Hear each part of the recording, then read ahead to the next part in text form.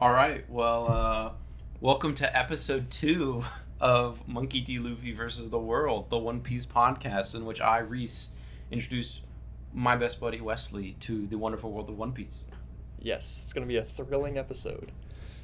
On this episode, it's not that thrilling. It's only Syrup Village. It's all about your perspective, Well, we're gonna get into perspective because that's honestly a theme in this arc, and I feel like we both have a very interesting perspective on this arc. That being Syrup Village. Yes, sir. I have to start this episode out with a story time, a small story. I'm excited to hear it. So I actually, with One Piece, I started with the anime, not the manga. Mm-hmm. I don't remember how long ago it was. It was like quite a while ago. I watched the first, call it 50 episodes. I watched the first like full saga of One Piece. Okay. And I think it's interesting how that polluted my opinion because I don't believe I ever like went back and like reread this opening section of chapters. I think I just sort of like watched the anime and then read the manga from there. Mm-hmm. And I feel like that's a shame because my opinion of this arc was kind of poisoned because the anime paces this shit so badly. Yeah.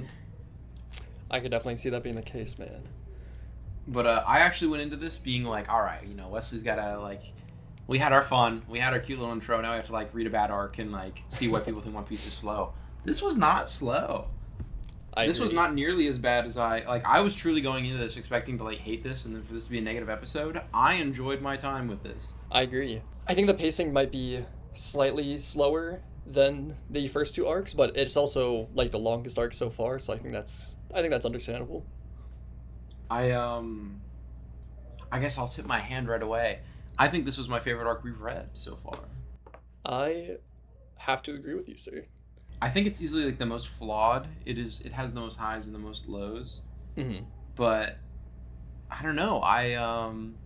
I finished the arc and I was like, damn, I gotta read more, and I accidentally read a chapter ahead and I was like, oh wait, fuck, I forgot we were doing the like. I was just like locked into like enjoying this shit. I know. Trust me. I almost did the same thing, man.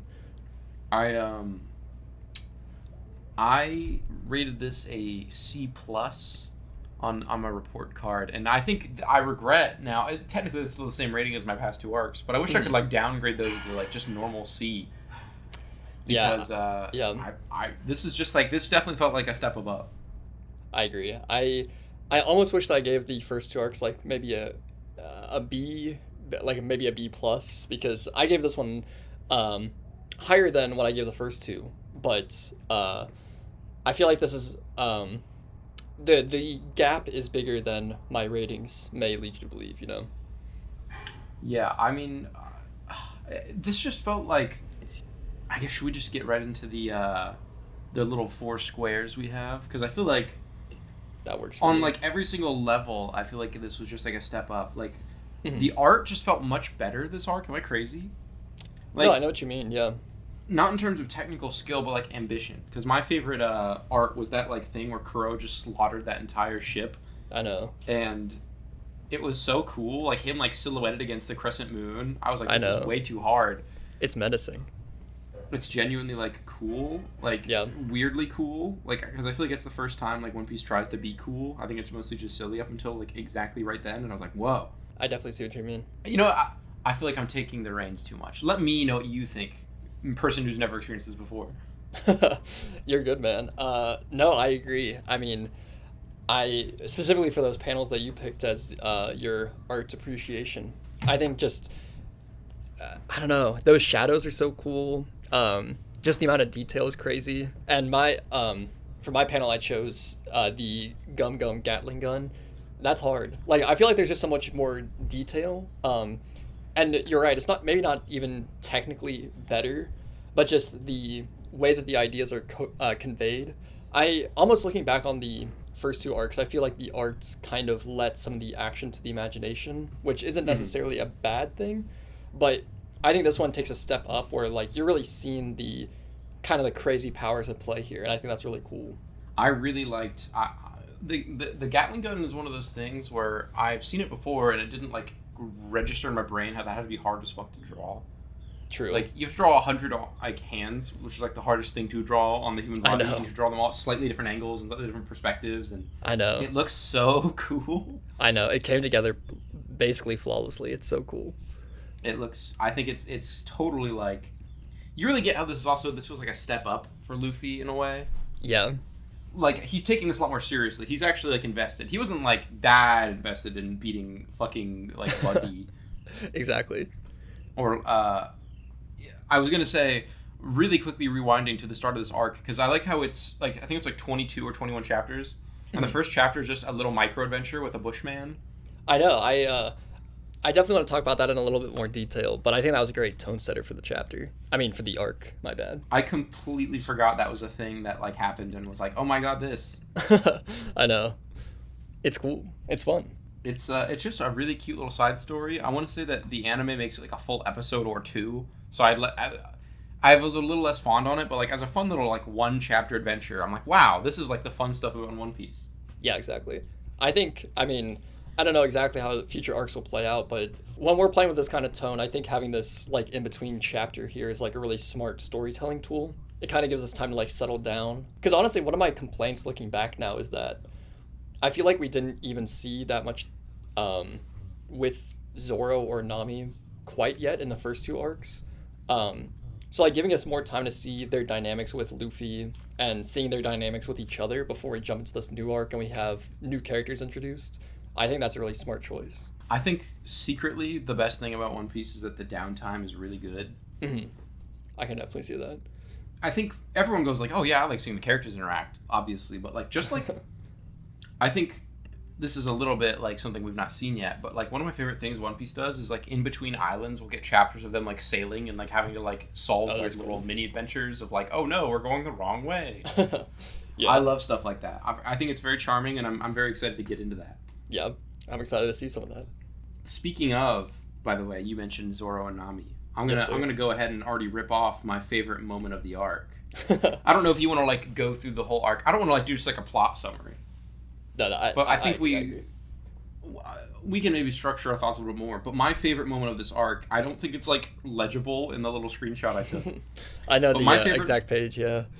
My favorite moment was that's more of like a representation of my favorite part of this arc was Zoro and Nami's dynamic blooming.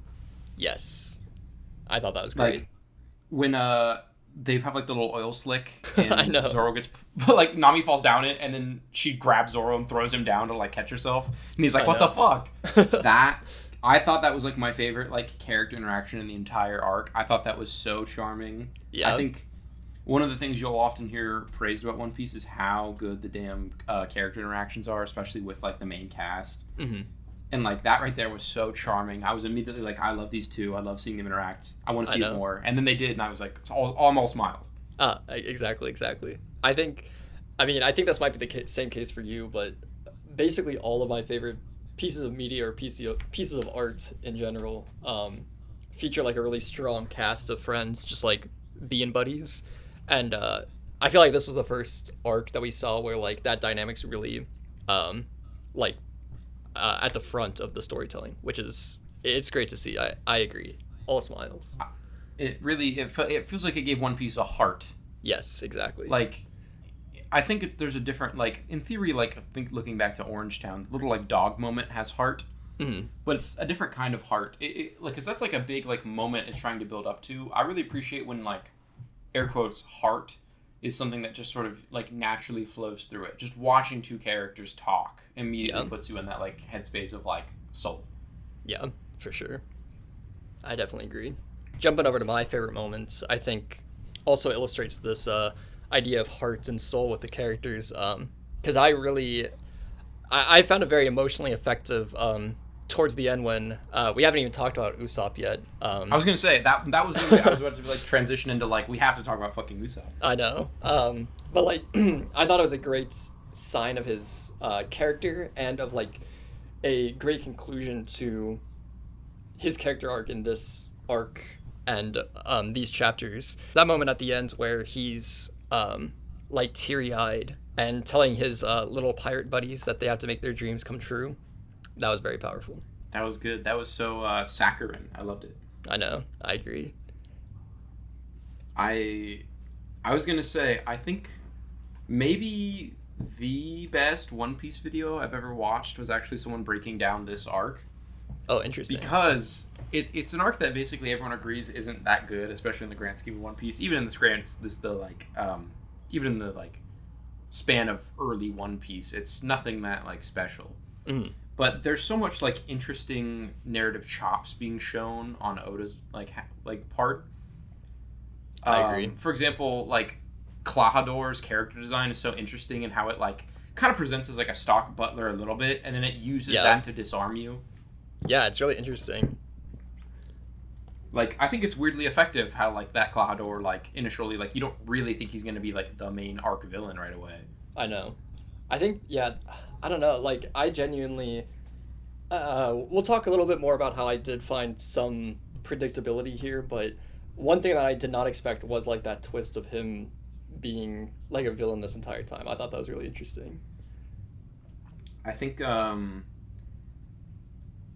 I'm not gonna say he might be like genuinely the least popular villain in all of One Piece. That's not a joke. Like no one cares about this dude at all. Mhm. But I was shocked because I was like him as both as like a like combat man, like him as just like punch punch kick kick slash slash. He was like cool and intimidating. Yeah. There was the very hokey but like it works and I like it trope of he's like, I kill my friends when they don't do what I want, and Luffy's like, what? True. How dare you? That's true. I thought him like teleporting around was like genuinely pretty cool and effective. Yeah. I agree. But also on the other like glove, I should say, the clawed glove. Yeah. I liked when he was like interacting with Kaya. Is that her name?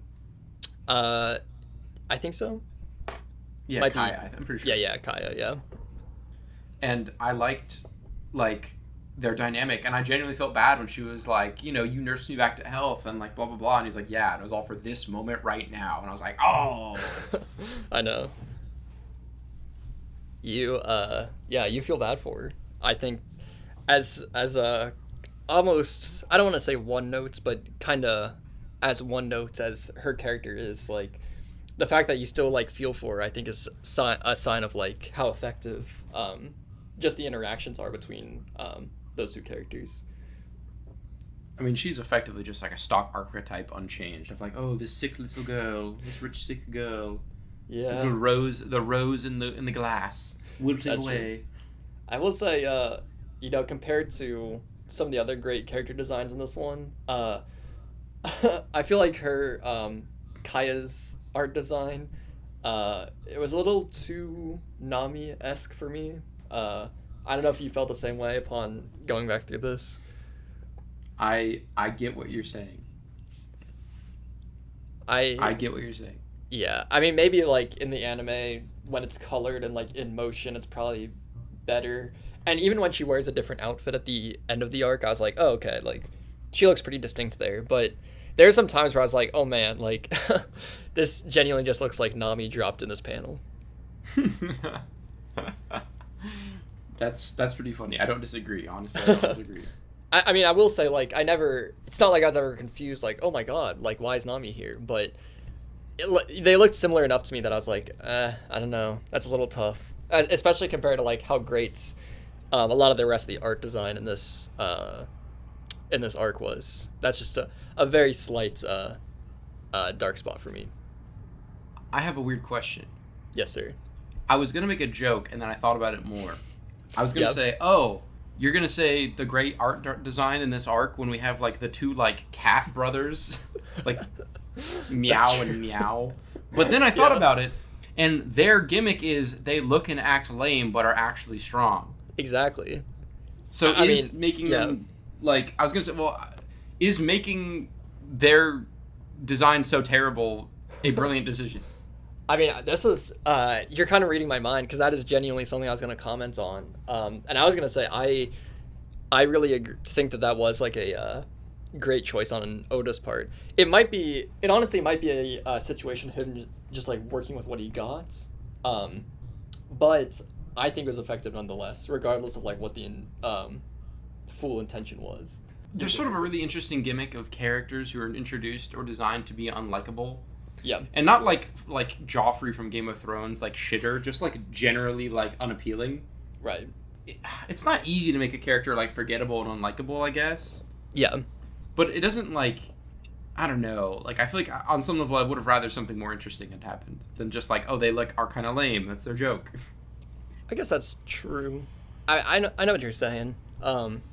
I guess it didn't bother me that much because like I was kind of just sucked in for the hype moments in between there. But like I definitely understand what you're saying. I think that's a fair point. There was some like hype moments in Aura. I think Zoro got to be cool. Like Yes. every like main character, even like the little kids got to have like a moment. I know. It was very charming. I honestly think one of the best moments was like the like incredibly 80s movie ass, like we gotta get the little kids are like leading Kaya away as Django like chases them through the forest. I loved that. I agree. Yeah, but by the way, Django, genuinely like kind of the goats, at least of the villains of this arc for me.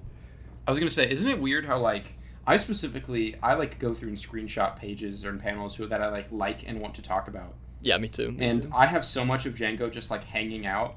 I know. He had aura, man.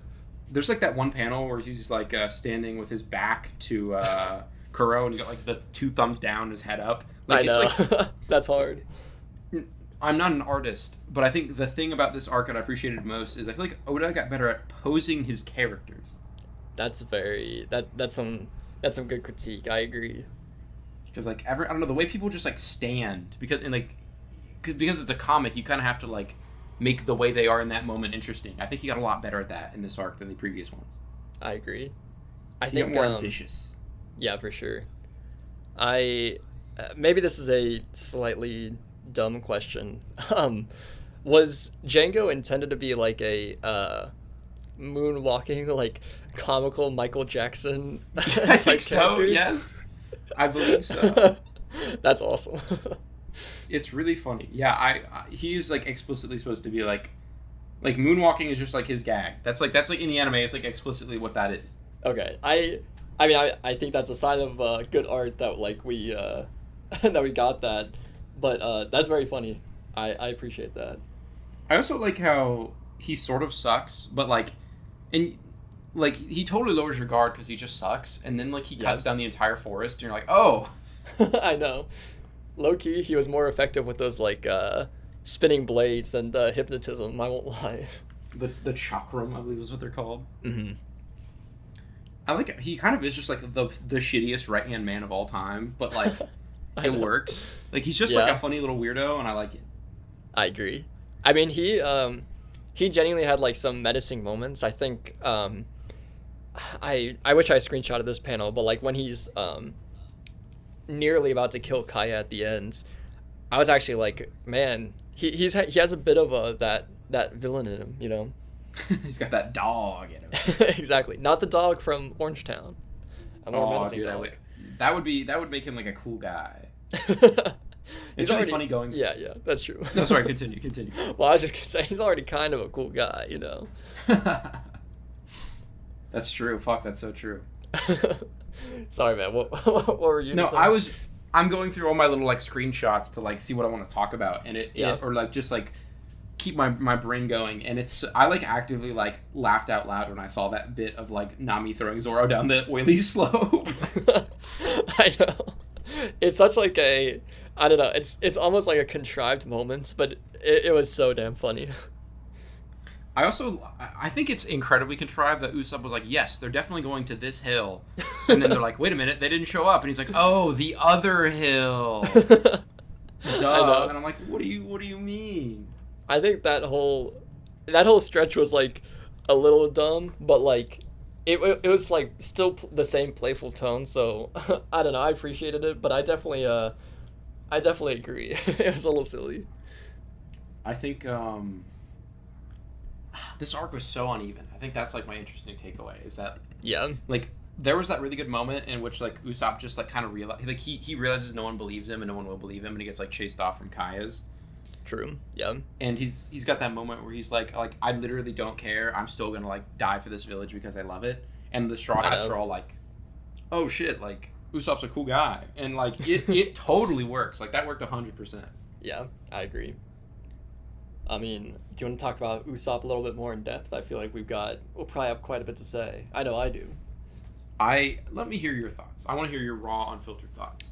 Sounds good. I think I have a couple of main points here.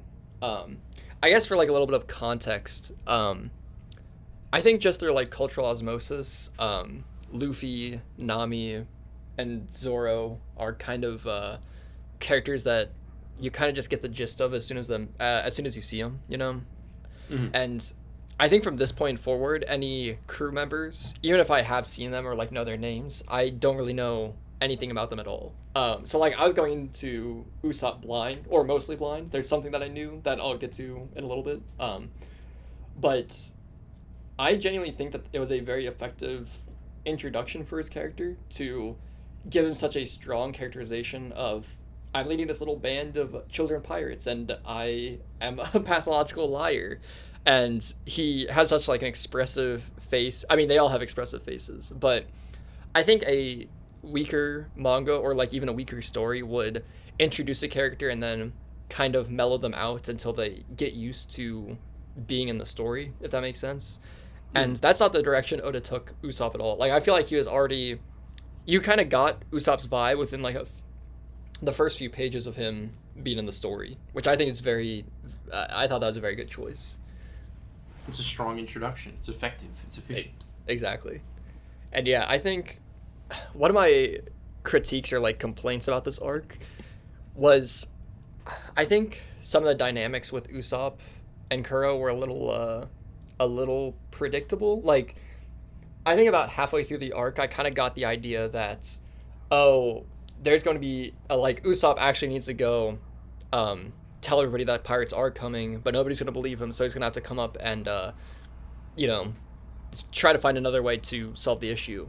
And even though I knew that was going to happen, it was still effective, which I think is a very good sign. Like, even if you're making something that's a little cliche, still making it strong and interesting, I think that's a very challenging task. And the fact that this arc accomplished that was, I give it a lot of applause for that. This is like The Boy Who Cried Wolf played so straight that it's genuinely wraps around to being kind of interesting. Exactly. Yeah. And like it actually was heartbreaking. It was genuinely pretty heartbreaking to see Usopp be like, "No, I'm serious this time," and they're like, "We don't care. We don't care." You get such a great vibe that like he genuinely cares about these people in this town so much, and the fact that might be taken away from him, like, it's genuinely heart-wrenching. Like, I mean, even fast forwarding to the end of the arc when he's leaving, like when Zoro was leaving Kokoyashi Village in chapter 2 or whatever the hell, you weren't like, "No, Zoro's leaving Kokoyashi Village." That's true. Or whatever. I don't know if that. I'm pretty sure that's like my little like lore like dump. I'm pretty sure that little village he's held hostage is Kokoyashi. I see. But like Usopp's like like when he's saying goodbye, like you can tell it kind of means something, and like the village will be changed. Like this small little town will be changed without him there. Exactly. I really love the moment at the end where all the villagers are waking up, and they're not being like annoyingly woken up by Usopp screaming, and they're kind of like disappointed about it. It's such kind of, I don't know, it's kind of a silly moment, but it was silly in a very heartfelt way, which I appreciate. Like, all these villagers genuinely did come to like this guy, which I think you can really tell by their reactions at the end. So I appreciate that. Earnest. Yes. I mean, we talked about that in the last episode a little bit, but I think earnestness is a really powerful thing to have in a story like this. And I mean, Oda's 3 for 3 so far with presenting like earnest characters and earnest situations. It's I mean, hell, even though Usopp's a liar, he's like such an earnest liar.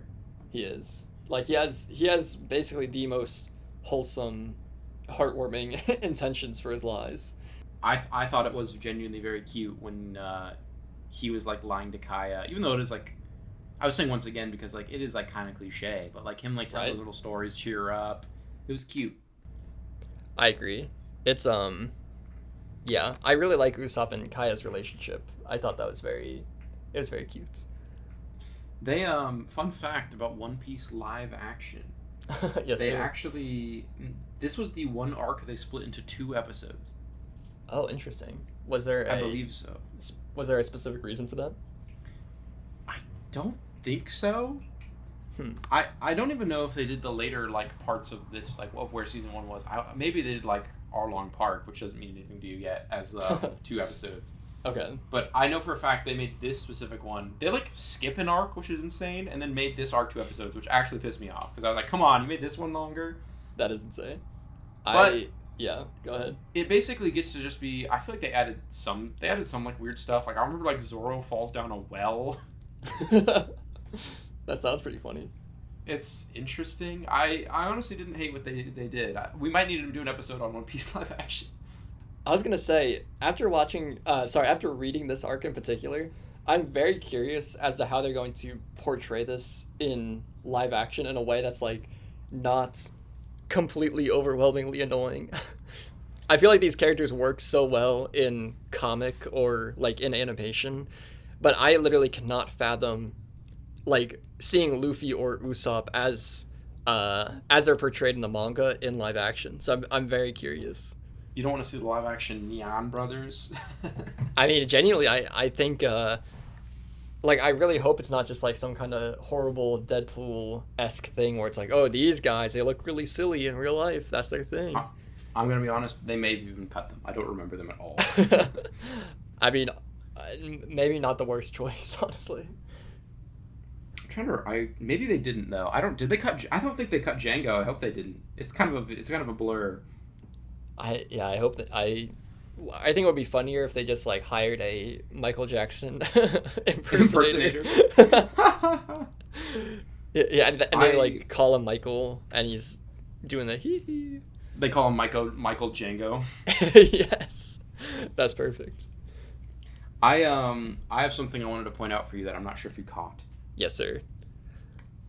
I don't know if you noticed this, but before every chapter, there's something called like a cover page. Yep. And partway through the story, instead of it just being fun art of like Luffy with a dolphin, we actually started to follow Buggy. I did. I was actually going to ask, is that like canon Buggy lore? Yes.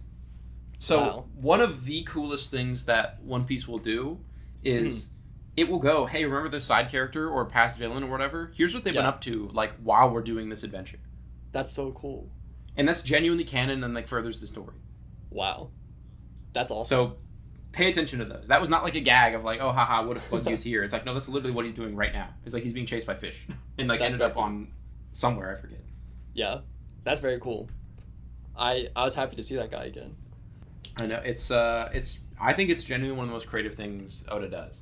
Yeah, that's really interesting. It's almost meta, having the story proceed like that. It's actually I agree. But it's actually one of the most interesting differences between the anime and the manga, which is initially the anime started to adapt those into like episodes. Mm-hmm. For example, like Buggy got his own like 2-3 episode arc of like fucking around, and the ratings like tanked because it was just following around Buggy getting chased by fish. So they just stopped. Oh jeez. And I think that was a shame because I think it really adds to like the texture of the world to be like, oh, this is what Buggy's been up to. Yeah, exactly.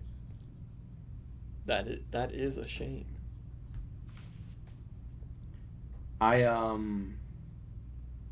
Going back to the bingo, unless you have more to say about Usopp. We could save it for later. Go ahead. I was just sorry, not the bingo, the report card. Mm-hmm. I think something interesting is that we both have the same arc MVP.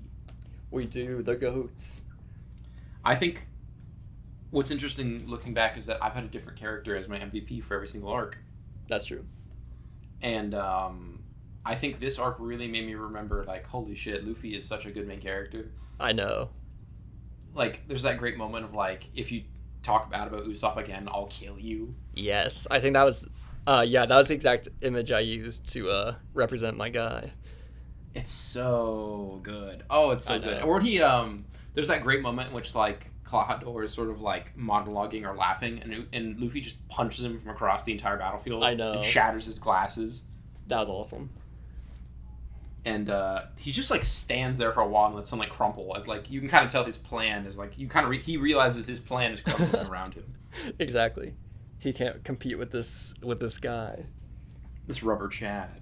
Exactly. Man, it's effective. I love that the final battle here is so cool. The panel I use specifically, which is, I don't remember the exact context, but basically that panel was the moment where I was like, oh my god, Luffy is so cool. Because Cloudor was like was like talking some mad shit, and then he just backhands him into a cliff, and it felt so like good. I fully agree. Luffy uses his powers in such a cool way in this arc. The headbutt, the like finishing headbutt. I know. It was rocking. True.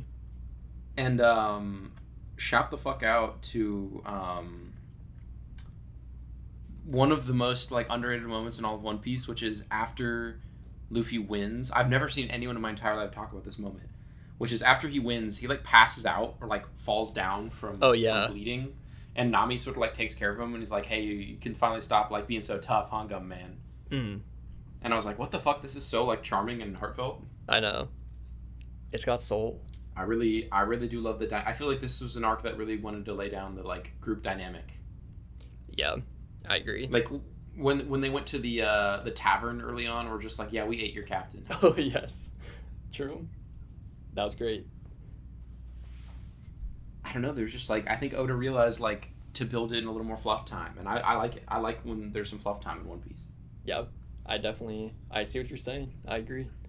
I think I think adding another character here, I think having the fluff time to kind of like integrate him in is very effective. I mean, I don't know if you have mentioned yet, but are you a Usopp fan? I am an Usopp fan. Sorry, that was going to be my big point about Usopp, which is I really like him. Good. And do you know what the funniest thing is? What's that? Usopp is a weirdly divisive character, even to this day. How come? Because people go, why isn't he cool like Zoro? Why isn't he like killing people for fun like Zoro? And I'm like, I mean, I'm not going to spoil where his character arc goes, but he doesn't ever become like a nonchalant murderer. He's just kind of like a goofball. Yeah. And people genuinely go like, ugh, I fucking hate Usopp. Ugh. That's, I mean, not to be this guy, but Nami's not necessarily like a fully badass character either. Like, they're kind of balancing out a little bit. If it makes you feel better, there are people who get mad at Nami for not being a badass. Trust me, sir. Less so, but yeah, I've already seen some of that. Don't you worry. It's a little insane, actually, how the One Piece got a lot less fun to talk about recently. Yeah, I could see that being the case, man. I mean, I just appreciate having these like fun characters. I mean, sorry, sir. Would you allow me to have another crazy pool for you? That's my whole thing now, is having the crazy pools. Pull away. I was watching a little bit of a little show. I don't know if you've heard of it. It's called The Simpsons today. I was genuinely like enthralled and entertained by watching it. And kind of a sharp realization I had is like, it really makes all the difference to just have like very strong personalities, even if they're just fully goofy and funny. Having a strong personality is like essential to having an iconic character. And like, I don't know, man. That's kind of how I feel with these characters so far. Like, they all have strong personalities, and like, yeah, Nami and Usopp aren't like crazy killing machines like Zoro or like the coolest guy ever like Luffy, but like, I don't know, it's yeah, exactly. It's a funny cartoonish manga, at least so far. Like, what do these people want? I don't know, man. I don't know. I mean, there was actually, that was something else. I watched like a One Piece video, and I literally only watched like the first like 5 of 25 minutes of it. But they really made an interesting point of like, most One Piece YouTube content is bad. And it was one of those things where like I knew it, but I never like said it out loud. And I was like, oh wow, like yeah, it really is true. Yeah. I mean, I don't know, at least from my experience of all the manga I've read, and even of like Western comics that I've read, I don't necessarily know if a lot of stuff has a tone like One Piece. But I think what's interesting about that is that like it's still so popular despite that, and I feel like some people don't know, especially not to call anybody out, but especially if you have like a lower reading comprehension. I can't really imagine you being like, oh, this is my goat, because it's like a little weird, it's a little off kilter. Well, unironically, that's why so many people go like One Piece sucks for a really long time until like later on, because they don't like the goofy elements and just want it to kind of be serious. Jeez. And I mean, yeah. I mean, the secret is One Piece is still like literally as of the latest chapter, like 1,157. Yeah. There was like a big goofy, like genuinely the discourse TM Mm-hmm. with the One Piece community is that there was a big goofy moment and everyone's like, "Is Oda the worst author of all time?" And I'm like, "Oh my fucking god, dude! Why are these people still reading for over 1,000 chapters if they don't like it?" I think there's a really funny thing that sort of happened actually, in which I got caught up with. I could even find the exact chapter because I remember vividly, like, this is the chapter in which I catch up with One Piece. Yeah. But it was catching up weekly felt so cool and so good. I finally got to like be spoiler free, like just like explore everything and every theory and like every YouTube analysis video and like not be afraid of spoilers. Yeah, that is fun. And there was like a beautiful couple years there in which interacting with One Piece was genuinely like a high point of my life. Wow. Maybe that's a little dramatic, but like genuinely just like waking up and like seeing people talk about the latest chapter was so fun and good. And I almost want to say it was COVID, because a lot of people read One Piece during like being locked up and whatnot. Yeah. But like One Piece got really dumb and annoying to talk about online. Yeah. And honestly, even though like One Piece in current day has had some very great moments and some even terrible moments, low key, we'll get to that. True. But I think going back through even just these first like 3 arcs has been a very healing experience, because I get to like I feel like I'm like like those seminars where it's like you have to like reconnect with your inner child. I'm reconnecting with my inner One Piece fan. I'm glad, man. I'm very glad to hear that. Yeah, I think the sad truth is that a lot of manga have been kind of exploding in popularity recently, and I don't think that has been a good thing in most cases for the like Western analysis and discussion about them. Yeah, I'm not gonna lie. I saw like while waiting for you to join this Discord call, to put the pull the curtain back like Wizard of Oz style of like how we make them meet, how we make the magic. I like saw a YouTube short that was like, I like anime, but I don't like when it's cringe, and I was like, that feels like a really lame opinion. And I know there's like obviously there's some problematic elements to like Japanese entertainment for teenage boys that we consume. That's true. But like I kind of hate how everyone just wants anime to be like turn your brain off comfort food, and obviously they're probably talking more about like Mineta moments than like Evangelion moments. That's true. But I also don't have any faith that person was like watching mdlvtw with like first of all they've never watched Eva. That's true. But they're not gonna like watch mdlvtw with like an open heart and mind and eyes. They're just gonna be like, where's the hype moments in Aura? Where's the Sakuga? Right. I mean, I kind of had a similar moment earlier today before I watched a little show called The Simpsons. Not sure if you've heard of it, but there are I don't know if you heard about this, sir, but there's ReZero Funko Pops coming out, and of course to pull back the curtain even more, we are actually also watching through ReZero in the same format right now. But I went through the comments of one of the posts about the Funko Pops, and oh god, please tell me you didn't get spoiled. I did not get spoiled, but some of the things that people were saying was just it was just so dumb and bad. I forget all the characters that are getting pops, but it was like obviously there's a Rem and Ram in there, and I don't know, man, just the way that people were talking about Rem and Ram, like, I don't know, you got to put some respect on these characters' names. And like, I hate to be like that guy, because of course you're right, these are kind of at the end of the day this is a pulpy medium, but like there could be powerful stuff in pulpy mediums. And people really don't care about that at all. Just wait until we start Conan the Barbarian versus the world. Trust me, sir. You don't have to ask me twice. I'll see you next week for that one. I don't have to twist your Gomu Gomu no arm for that one. Exactly. But yeah, I don't know, man. Sorry, this has been a long tangent about how dumb people are, but it's true. I think we really locked into. I feel like we've locked into the conversation flow, though. We're really we're in the zone. We really are. Interesting. A couple of things I want to mention now that I just remembered it. Yes, sir. So devil fruits in Japanese, for example, Yes. you know that Luffy ate the gum fruit. Yeah.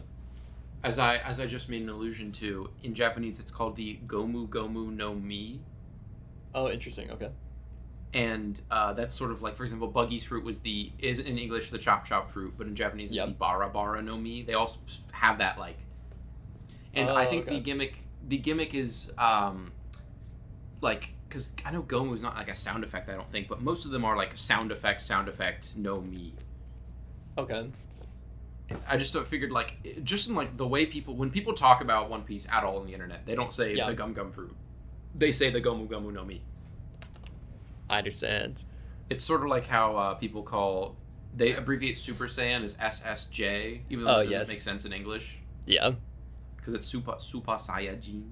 Yeah. I think I've heard like the soundbite of the Gum Gum Gatling gun, like in the original Japanese anime. Yeah, I mean, like when we watched oh yes, Baron Amatsuri. Yes, of course. Yeah. Well, he'll go like, he doesn't go Gomu Gomu. He doesn't go Gum Gum Pistol like he does. Yeah. He goes Gomu Gomu no Pistol, and like, yes, that's just like, no one calls it Gum Gum Pistol. They all call it Gomu Gomu, like Gomu Gomu no, like they don't call it Gum Gum Gatling. They'll call it like Gomu Gomu no Gatling or something. Yeah, I don't blame them. It has a great rhythm to it. It does. It really does. And the other big one is that Straw Hat is Mugiwara, which I did tell you before. Oh yes, true. For example, some people even just call him Mugi for short. Like Luffy, they'll refer to him as Mugi, which just means straw, which is really funny. That is funny. Kind of fits though. It's all fun and games till we meet the Straw Man. Exactly. I'll be waiting for that in a few arcs. Looping back around to talking about fucking this arc. Yes, sir. I gotta ask. Yes, sir. What are your predictions? Going back to the card. Let me pull my card up. All right, I've got two predictions here. The first is that Usopp will be reunited with his father. We get that interesting little bit that Shanks and Usopp's dad know each other or are on the same crew or something like that. And I think that's very interesting. For a split second, I thought maybe like Luffy. I thought the gag was going to be like Luffy's lying to Usopp to make him feel better, like how Usopp was lying to Kaya. That's not the case. That's seems to be just the truth. So everybody on this goddamn ocean knows Shanks, man. That's true. But yeah, I think that's definitely going to happen somewhere down the line for Usopp's character to be reunited with his father. And then the second thing that kind of building off that, I really had my wheels turning.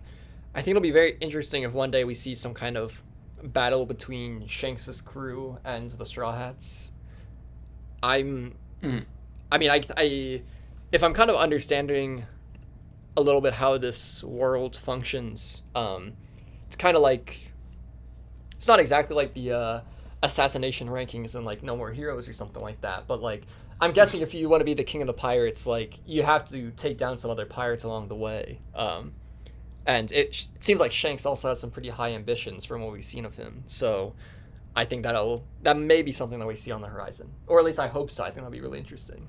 I think those are both very interesting observations, sir. Thank you. I think my what changed section, because we've already talked about arc MVP, Oda art, and favorite moment. True. I came in expecting to hate this arc and kind of have like a really dour episode, and I was happy to be proven wrong. I'm glad. And maybe it was because my expectations were so low, but I really soared high. Yeah. I think that's fair. I'm glad to hear it. And also, Django is the GOAT.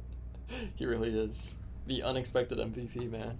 I think the last thing I want to talk about with this arc, I've got like one more thing to talk about this arc, and then I got a fun thing to say about the next arc. Sounds good.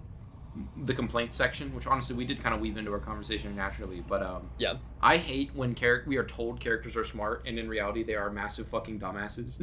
Yes, I know.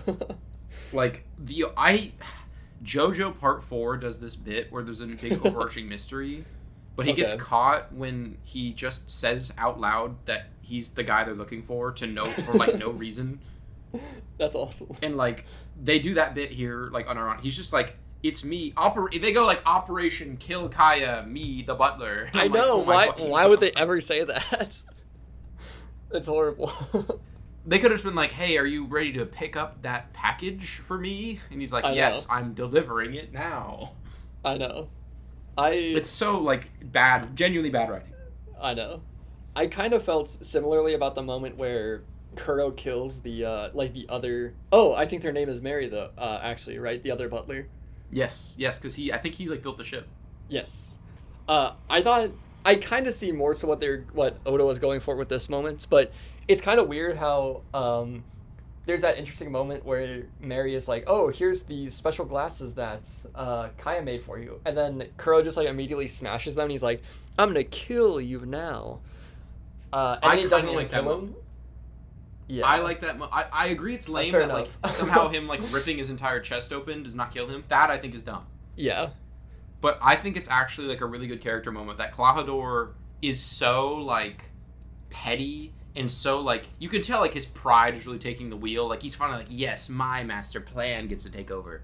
Right. That like Kaya genuinely doing this thoughtful gift for him, like because she does genuinely care about him and he could have lived a good life, but he's so proud and greedy that like he must smash it dramatically and make a big statement of like, no, I was evil, haha. That's true. I see what you're saying. Like, yeah, it's not perfect, but like there's some sauce there. Yeah, I get what you're saying. I mean I will say I really like the little detail about how the entire time the glasses were a little loose so that he could scratch his face without having to use his claws. That was actually pretty interesting. Weird. Right? But yeah. I understand what you're saying. Kind of agree to disagree there, but I definitely understand. Like, that moment's definitely better than just saying this is the Kill Kaya plan. Yeah, that's really bad. Once again, I'm not gonna lie, I'm getting a lot of this arc glaze from the TB Skyen video on this like specifically Captain Kuro and this arc. I'm just gonna like flash it on screen right now because that's like the best One Piece video I've ever watched, and you should watch it. Nice, sounds good. I don't know if you specifically should because I'm pretty sure it spoils future stuff. So maybe you don't do that. I will not watch it then. I'll watch it for you and then like see if you can. Sounds good. You can maybe there's like you can get the transcript and then like redact any spoilers from it. Exactly. But I was also going to say the cat gimmick. I feel bad for like joining these pirates and it's like, okay, you gotta wear the cat ears, and when our boss does his really cool teleport move, we call it like the feline paw escape, and it's like you just gotta roll with it. Don't worry about it. It's like, oh man. I do appreciate the fact. I hope this is a running gag. How all these pirates have like such nonsense, over the top theming for their cruise, with the circus theme and now the cat theme. Like I hope that continues because it's pretty funny. There's like the contrast of the Straw Hat Pirates are called that because Luffy wears a straw hat. Yes. The Red Hair Pirates are Shanks' crew, and they're called that because Shanks' hair is red. Yeah. And then we have the fucking the Black Cat Pirates, that they're Captain Cat Kuro Cat with the Nyan brothers and their cat uniform, and it's like, wasn't Kuro supposed to be smart? I know. That's true.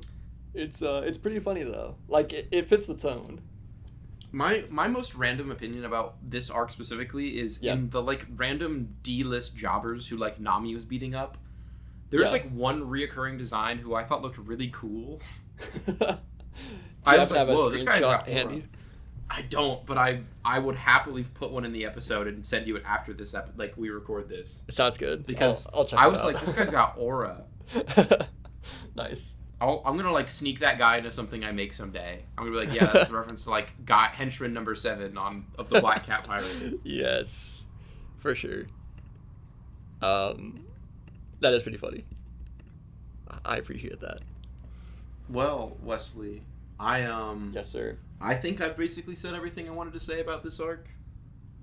I agree. I feel pretty. I feel pretty good about it. I feel refreshed. I do too.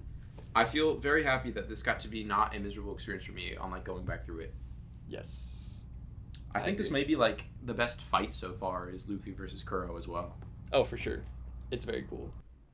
It's got like a good back and forth. It's got like the big moments where they like land those hits work really well. Yeah, true. I like when Luffy like knocks himself out he gets knocked out by Django, but he also like crushes himself with the damn bow of the ship, which is hilarious. That was peak. Yeah, I agree. I don't know. It was just a like weirdly effective but messy arc. Yes, I agree. High highs and low lows. Oh yeah. I think you might have already said your arc rating, but I did not say mine yet. Do you wanna? We can both say our arc ratings again. For me, I rated this arc a C+, and I would like to retroactively downgrade. I'll have a graphic pop up. I will retroactively downgrade both past arcs from C+ to just normal C. That's fair, man. I gave Syrup Village an A. I'm also going to retroactively downgrade my first 2 arc ratings to. I'll give them B pluses. I still really enjoy them, but definitely nowhere near how much I enjoyed this one. Well, I was just gonna say, if I remember correctly, you mentioned that there's a little tidbit you want to say about the upcoming arc. I am going to say, Yes, in this like Marvel post-credits scene ass moment, yes, that the next arc or the arc after is when One Piece is generally agreed upon to just get good and stay good. Interesting. Okay. So I think both this next arc and the arc after are going to be like massive leaps in like Oda's storytelling quality. Interesting. I'm very excited to read them then. I think my like little pitch is I don't think of what we've read the first like 20, 40, how far are we? Like 41 chapters or something like that. Oh my god, we're already so far. True. That feels crazy. But I think there's not been a single moment I would call great. That's fair. That's fair. Not even the little dog. But I would say next arc has at least one great arc, a great moment. And then the arc that follows this next arc will be great. Wow. That's exciting to hear. I'm very excited.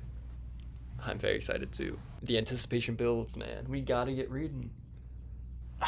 Let's just say fans of reading One Piece on the Shonen Jump official app TM Yes. are in for a special treat. I'm excited, man. This is gonna be. I hope these are 2 arcs to remember then. I think this next one I especially like as like a Skrunkle pick, so I don't know if you'll be blown away by it. But and I really do want to like not poison your mind, but like the arc after that. 2 arcs from now, you're gonna be like, wait a minute, this shit's a little goated. Sounds good, man. What if I come back and I'm like, I really like these 3 silly arcs at the beginning, but from now on, I don't like this, and then I just don't like it ever again. You're like the exact opposite of the dude bros. You only like One Piece when it's really silly and hate it when it's like dramatic. It's I'm thinking of 2 separate memes right now. One is like the cinephile thing is easy, and then it's just like I had fun. And then the second one is like that thing where it's like a Chad screaming and it's like a huge wall of text. Or sorry, it's like a Wojak screaming and it's like a wall of text. And then it's a Chad sitting there that's like, I just like the fun stuff. I feel like that as well. Please send me both of those or I'll find them. That's it. I will, man. Don't worry. We'll show them on screen if we can find them. I think I might have made the second one up though. I was gonna say the second one feels like an amalgamation of many different internet concepts, but the first one I have seen. Yes. Don't worry, I'll whip something up ASAP. Well, that concludes episode 2 of Monkey D. Luffy versus the World. Yes, sir. Thank you for watching or listening, and make sure to ring that bell. Subscribe and ring that bell. Clang clang. Yeah, we're gonna have Mr. Editor, please add in that bell sound effect number 3, please. Add in bell sound effect number 4.